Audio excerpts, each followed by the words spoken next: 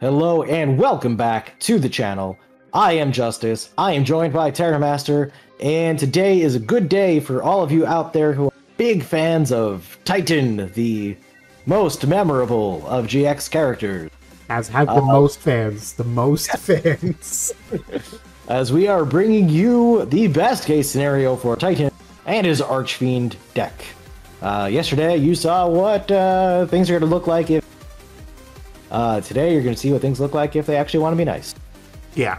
Yesterday you saw what Konami could do if they wanted to torture us, and today you'll see what they could do if they wanted to be like, hey guys, want to have fun? Yeah, like, yes. I like fun. Fun is good. Yeah. So let's see what fun cards we have. Let's start with Archfiend Cavalry. It is a level monster. If it's destroyed by card effect and sent to the graveyard, it's not by battle, that's okay. You can target an Archfiend monster in your graveyard except for Cavalry, special summon it, but it cannot attack this turn. This is good. It gives us fair, I would say, graveyard recursion, because you can't, like throw something huge into the graveyard and then run Cavalry into something and then bring out your big monster to attack with, because attack this turn. So it is a little bit more reactive, but it can still be helpful, and it's still level 4 1900 beater, which is, good, solid. Yeah, no, it's not bad at all. Plays around in a... Sorry. In some way, it plays around your opponent having card effect destruction, which we know there isn't much in speed duels, but the little that there is sometimes very annoying. See Blaze Accelerator. Yeah. So having this there to be like, okay, you're going to blaze my Archfiend Cavalry, well, you'll have to do it twice to get rid of whatever it floats into. So that's a good little thing to have. You can come up with meme strategies of your own, like End Phase, Offerings to the Doomed, your own Archfiend's Cavalry, so that you can summon something bigger that you actually wanted to summon. So yeah, look, good card. Fits into the best case pretty nicely, right? Yep. All right, let's move on to Archfiend Commander. First of all, look at that art.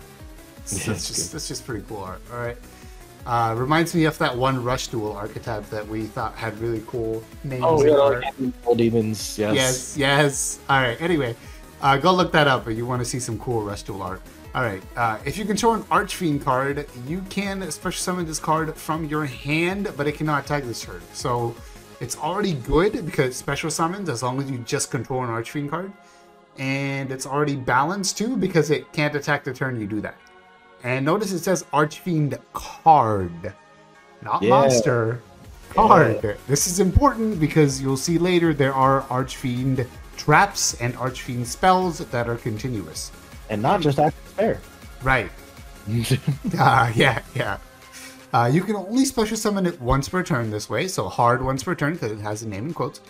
One special summon, you target an Archfiend card you control, destroy it. So again, it's maybe a bit too fair at this point where it destroys the card that was on the field when it was summoned. But that's only when it's special summoned. You can tribute summon it, and when it is tribute summoned, it actually does something really insane, which is it brings back a level 6 Archfiend monster in your graveyard. So I think you would ordinarily want to tribute summon this. However, there are situations where you may need to special summon it, so it's an option too, right? Like the tribute summoning is what gives you the benefit, but if you want to kind of cheat it out, you get to neg. So I think it's very balanced, right? Yeah, I would say so. Yeah. So, yeah, I like it. Archfiend Commander, cool art, balanced effect. Here we go. All right, so speaking of cool art and great effect, we do have Archfiend Emperor, the first Lord of Horror. This was the card that Archfiend decks and Duel Links were really centered around. Yes. Because it is so good. It is a 3000 attack monster. You can normal summon without tributing if you want to, but if you do, you have its original attack and defense. And it is destroyed during the end phase. However, it still gets to do stuff. While it's on the field, it does give you the restriction you cannot special monsters except for fiends, which is fine because you're probably just running fiends in a deck with this anyway. And once per turn, you can banish an Archfiend card, again, card, not necessarily monster, from your hand or graveyard, target a card on the field, destroy it. This is a soft once per turn, which means if you get out multiple Emperors, you can blow up multiple cards in the same turn. And this is also where like Trans Archfiend's other effect that we went over yesterday could come play, where you can get back one of your banished dark monsters. If you do banish an archer for its effects, you can get it back with trance.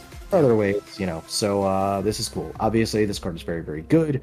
It just gives you instant spot removal for any card on the field, not just a monster. Yes. Very flexible card, and yes, obviously super good. This card, I think, is the key for Archfiends having a chance of being competitively viable. Yeah. I think you need this card because this is the boss monster. Like, realistically speaking, this is about the best it's going to get. Like, there are better cards we have in here, but realistically speaking, this is the best it's going to get, right? Yep, agreed. Yep. All right. Emperor has to have Empress to Archfiend Empress. You've got 100 less attack points, but the effect is if one exactly face-up Darkfiend monster on the field will be destroyed, you can banish a Darkfiend monster from the river instead. So very cool. Destruction protection. It's like Machine Angel Ritual in a way, right? When this card is destroyed and sent to the graveyard, you can target level 6 or higher. Usually this would say level 6 or lower on other card effects, but it's level 6 or higher Darkfiend monster except Archfiend Empress. You notice the synergy there between Empress and Emperor. Pretty cool. Yep, Emperor blows itself up, Empress can bring him right back. Yep. So, yeah, that's some really nice synergy. So I know I did say that Emperor being in the deck would give it a chance. Emperor and Empress both being in the deck increases that chance of it being good quite a bit. Yep, for sure. All right, here we go. All right, and then we have Archfiend Heiress. Obviously, this one is much smaller. But if it's sent to the graveyard either by card effect or by battle, imagined, not only the other, you can add any Archfiend card from your deck to your hand except Heiress. So this actually just gives you a search for almost anything you could possibly want out of your deck, which is really, really nice. Yeah, and just from what we've already talked about, you know, Heiress sends a graveyard, you search Emperor, you normal summon Emperor at half stats, because you can. Yep. Banish Heiress, pop a card. Yep. Like, I will also very simple, one card. Yeah. For Heiress, as my I am now going to find a way to fit this into everything, but it is relevant here. We have Foolish at 2. And if you Foolish Heiress, it is sent to the graveyard because of the card. It doesn't say from fields to graveyard. It just says sent to the graveyard. So Foolish actually does work with Archfiend Heiress. So yeah. There you go. Do with that what you will. I mean, hey, Foolish being a 2 reminds me of the fact that everyone knows what Cyber Dragon does. All right. This is rare. We got a repeat in here from Worst Case. Now, I have specifically replied to comments saying that we don't like to do this. But if you remember, the Worst Case, when we read this card, it specifically references Terror King Archfiend. So the reason it's in here is Terror King Archfiend. It's actually arguably the best chess Archfiend from what we... Oh yeah, it's the king, baby. Right? Yeah. So, I'm just going to go ahead and take this one because Deathstroke doesn't count. Yes. This card cannot be normal summoned unless you have an Archfiend monster inside the field. Okay, so it's got to be good, right? 800 life points during your standby phase. All right. 2 out of 6 chance to negate. That's 1/3. I almost couldn't math. It's fine. And the effects of an effect monster, this card destroys with the battle or negated. So hey, look, a somewhat useful effect. Yeah. Like, I mean, this is like best case scenario, not because Terror King Archfiend is insanely good, because obviously it isn't. But we know we're getting some amount of Chess Archfiend, so we decided to do the minimum here in best case. It's like we're getting is Chess Archfiends. You get Terror King and Desrook, which has synergy with Terror King. That's it. That's all. Yep. Now, yeah, and that would be the best case, right? It's like all these bad Chess Archfiends. No, we're gonna give you like Emperor and Empress instead. Here, have these two because we said chess. Yeah, exactly. All right, here we go. A little mini Hades. Yeah, exactly. All right, we got Doom Shaman. It is a 1 tribute 20. Gemini, how could that be good? Well, you know, it may or may not be, but when you do Gemini summon it, once per turn, you can special summon a fiend-type monster from your hand or from either player's graveyard. Nice. But if Doom Shaman leaves the field, destroy all the monsters by this effect. So, while yes, you probably need to, like, say, I don't know, Foolish Burial it, and then Shadow Reborn it, so you can summon it that turn and get its effect, it can be very powerful because there's no limit, on the level of the Fiend monster. You don't summon it in defense. You could just have, say, like an Archfiend Emperor in your graveyard, revive it with Doom Shaman in attack position at 3,000 attack. Yep. Right, so like that's why it's cool. Would this card actually be played in like an optimal Archfiend deck in Speed Duel? I don't know, but like it definitely could have its use because it could just swarm the field really. Yeah, and the thing is, it's good enough to at least like test if we were to get it right with Emperor specifically. So that's the reason it's in here. Like not every card in a best case scenario even is going to be like an auto include in like an optimized version of the deck, like Justice said. But like the point here is to have at least every card at least worth trying or testing out. And yeah. I think this meets that. Yep, agreed. All right, we got Doomadog Octhros, sent from the field to the graveyard. Now this one says field to the graveyard, so you can't bring your memes here. Add a level 8 Fiend-type monster from your deck to your hand, so searches Emperor, Empress, Lava Golem, Dark Necrofear. We don't have Chaos Necrofear. You can only use this effect once per turn. Yeah, whatever. Point is, it searches for a big Fiend monster, which if you get Emperor and Empress could be a pretty relevant effect. Yep. So, yeah. A little bit lower, but again, just being able to search for something that you want can be relevant sometimes. For sure. Right. Yeah, exactly. I wanted to call it Chaos Necromancer again. No, we have Dark Necrofear. Yes. Which would be, in a Fiend deck, maybe worth playing one of, especially if you could search it. Probably still cope, but, it technically synergy with this card. Yeah. Yep. All right, now we're getting some fun stuff here. Yeah, we are. Let's get Skull Archfiend of Lightning. It is an Arch, but it is a level 6, 2,500 attack. Wonder where that sounds familiar. But it does have the Archfiend effects. You gotta pay some life points. But it does have a 50% chance to negate any targeting effect. And again, it doesn't say when a card is activated. It just says resolving an opponent's effect, so it does still work. Excel, as we talked about with some of the other ones, which is good. Yes. So 50% chance to negate, but the point is, it's a 1 tribute 2,500 that has a 50% chance to negate targeting effects. That ain't bad. Right. Yeah. I think a 50% chance is at least like, okay, if the stat line is good, maybe I'll play it. And the stat line is good. So, yeah. So where else do we see that stat line, Darnus? We see that stat line in a card we should have gotten a long time ago, and that is a Summon Skull. A card that got the errata to say this card is always treated as an Archfiend card. Because as somebody who started a Yu-Gi in 2002, this was not there.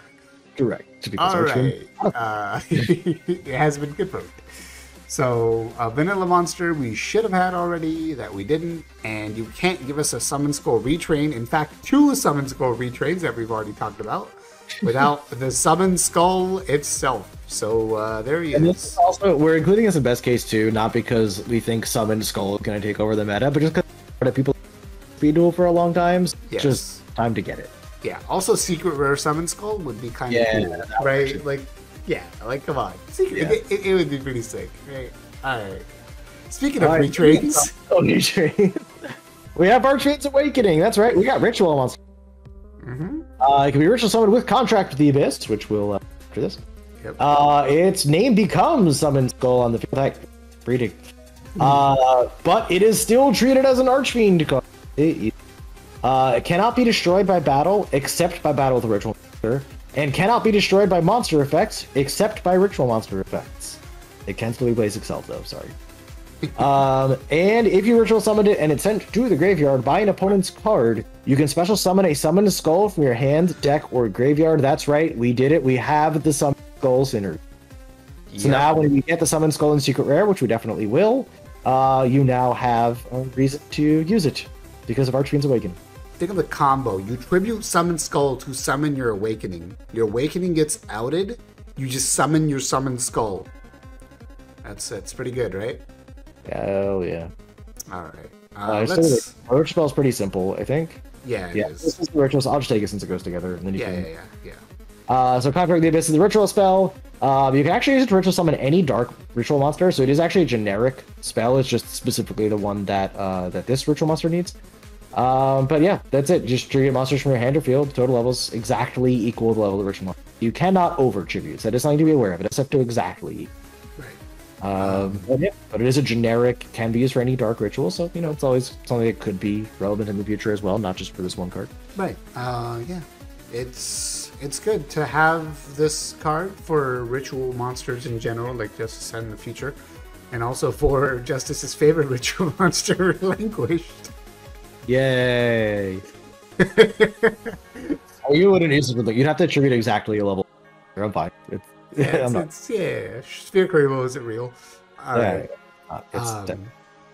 You may remember Pandemonium from the worst case scenario.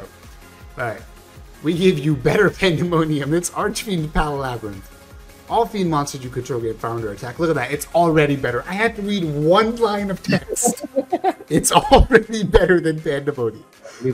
Alright. You target an Archfiend monster you control. Banish one other fiend monster you control. And if you do special them from your hand, deck, or graveyard, an Archfiend monster with the same level as a targeted monster. Now that is potentially really, really good. Right? Mm-hmm. Let's say I have an Emperor on the field, right? And another fiend monster. You know, this is so good. It lets me just summon my Empress next to my Emperor, right? Or the other way around. Like, that's pretty good. And wait, it doesn't even say different name, does it? It does not. So it does not. You have Archfiend Emperor? You want two? Yeah, here, go ahead. It's fine. There you go. Yeah, that's actually pretty insane with Archfiend Emperor. So yeah, 100 times better than Pandemonium. At least. Yes. At least. Yeah. All right. That's good. We do have Falling Down. Equip spells generally bad, but as our teammate Kursev can tell you, bringing a Snatch Steal to events is pretty good. So we gave you Snatch Steal. You activate it by targeting an opponent's monster. Equip this card to it. Take control of it. Now you do destroy Falling Down unless you control an Archfiend card, and during each of your opponent's standby phases, you take 800 damage. There is a cost, but it is Snatch Steal. Like, it's actually Snatch Steal. So, pretty good. It's Nerf Steal. Nerf Steal. But you know, right. Yeah, it's fine. It's a decent card. It's a Izana out you've always wanted. Just kidding. It targets. It was a joke. All right. Fires of Doomsday. Now this card I want, not for any particular Archfiend reason, but let's talk about it in the Archfiend sense right now. What? Yeah, sure. It's a card you and I have both been wanting for a long. Yes. All right, Fires of Doomsday. You summon 2 Doomsday token. They are fiends and dark monsters, level 1, 0 attack, 0 defense. Now, the big thing here is that they are fiends. They cannot be attributed for a tribute summon unless it's for a dark monster.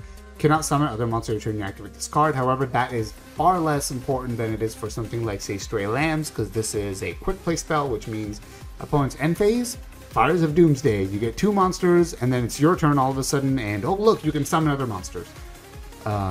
So I said they're fiends. That works exceptionally well with Palabyrinth because you just have to banish a fiend type. Can you banish tokens? Yeah. Yeah. So you just have to banish one of the tokens, and then you just, you know, oh, I have an Emperor. Now I have 2 Emperors. It's insane. But yeah, that is actually very relevant for that specifically. I also want to mention before passing it off to you that the reason I want this card is to summon Plasma. I was gonna say, you could give it to us, Konami. You can trust us. We definitely won't use it for. No, not for only Archfiend stuff. Only Archfiend stuff. Don't worry about it. Trust me, I'm a clown. Plasma. If Yubel is around at some point in the future, then you know could definitely use this for Yubel. Like I think it was used in the anime is by Yubel the character. I think so. Yeah. So to summon Yubel the card. That's always weird to talk about. All right. I summon me.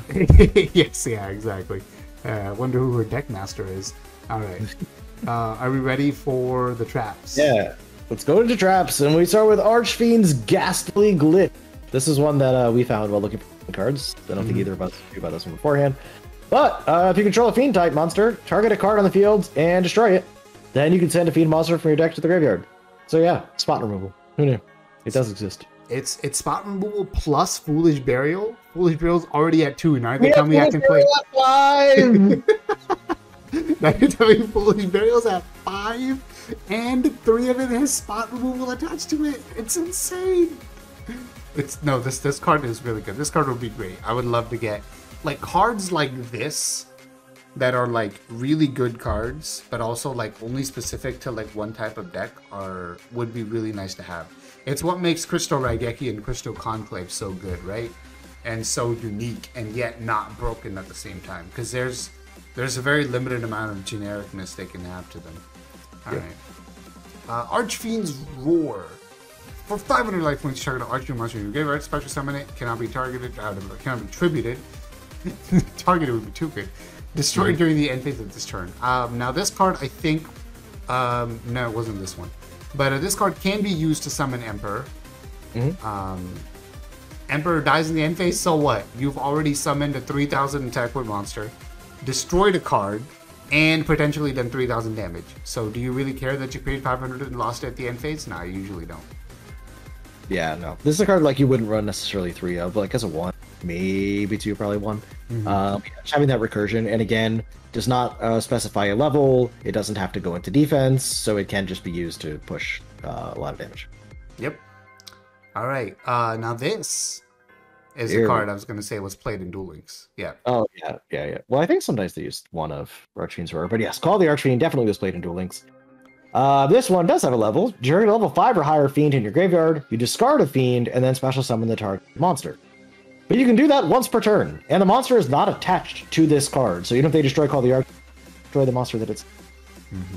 So yes, this card, very good. You discard a Fiend, you summon your Emperor, guess what? Now you have a... Yeah. So, yeah. No, this card is really good. Emperor plus this card is like just those 2 cards alone would probably make Archfiends a very good deck. As far as like, you know, the best deck, I don't know, maybe. But it would definitely be able to compete with Emperor plus Call. Even if the rest of it wasn't all that great. Yeah, just, alright, you have all these bad Archfiends, whatever, just discard them for Call. Fine. Yeah, no, like that's literally what it is, right? And then you just play like whatever generic fiends you can find in the current card pool. Play New Doria, who cares? Yeah. All right. Evil heroes are also fiends, by the way. So, you know, evil Archfiend deck. Copium. All right. The last card, and we have to do this, and it's GX. Why we haven't done stuff like this already, Konami? You tell me. But we got to do the fusion stuff, all right? We did it for the last character. Who was the last character? Yes, it was zombies, right? So we gave you a zombie fusion, and now we're gonna give you a Archfiend fusion. So we got Necro fusion in here. We got a new spell trap for fusion. This one's a generic trap card for fusion, graveyard fusion. Pretty cool. The trap is what balances it because it makes it, you know, spell speed 2, which makes you can't play it as soon as you draw it. You gotta set it first. And then it's banishing from your graveyard face down, so you can never get those cards back.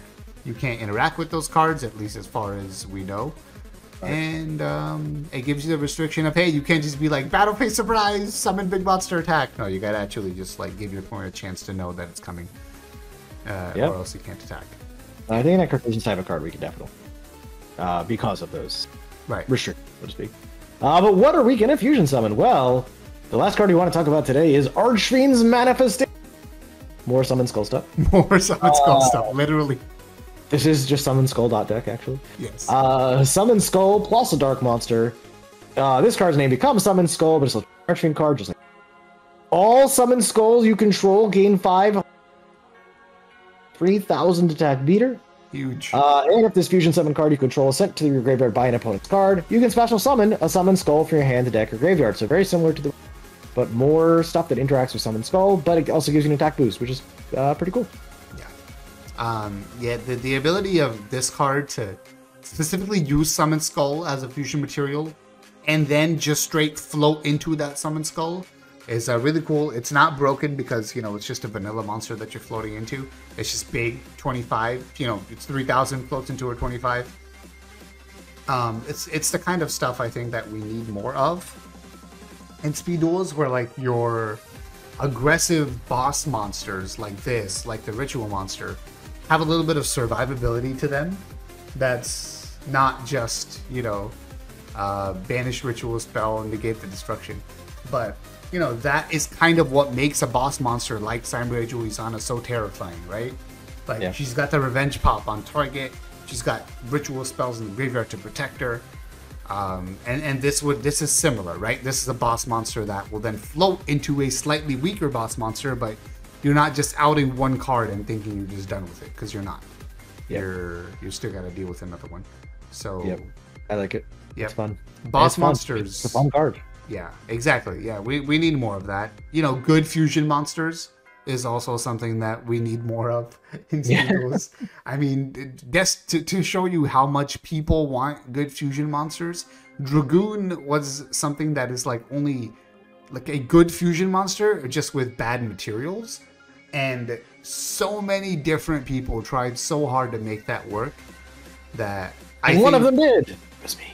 Right. Yeah, you did. You did. For a while there, you did make it work. It's true. It's true. But so many people tried, which is the point, right? Like it's so desired to have good fusion monsters that anything like this, I think, would get at least a wide margin of the community pretty hyped up.